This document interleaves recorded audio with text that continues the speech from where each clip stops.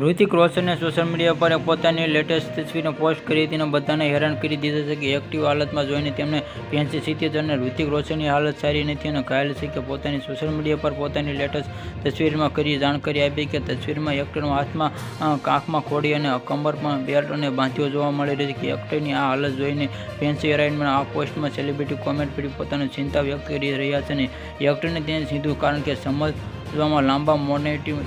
Caption લખ્યા હતા અને એક્ટરે જણાવ્યું કે તે પીઠના નીચે સ્નાયુઓ ખેંચ આવી હતી અને ડૉક્ટરને કાંખ ખોડીને મદદ ચાલવામાં સલાહ આપી હતી અને એક્ટરને ગુડ આફ્ટર ખૂનનું આ સાથે કેપ્શનમાં આગળમાં લખ્યું કે તમારા કેટલાક કાંખખોડીના અથવા વહેલમાં મદદથી લેવી પડે. આ કાંખખોડીમાં વહેલમાં એક આવી કે ઋતિક રોશને લખ્યું કે મને યાદ છે કે મારા દાદીઓ વહેલ પર બેસવાની ના પાડી હતી કારણ કે આ પણ ડેટા અને માત્ર દુઃખ થઈ જાય છે અને આ ઉંમર સાથે સંબંધ આ તમારી ઈજા મટાડવામાં મદદ કરશે અને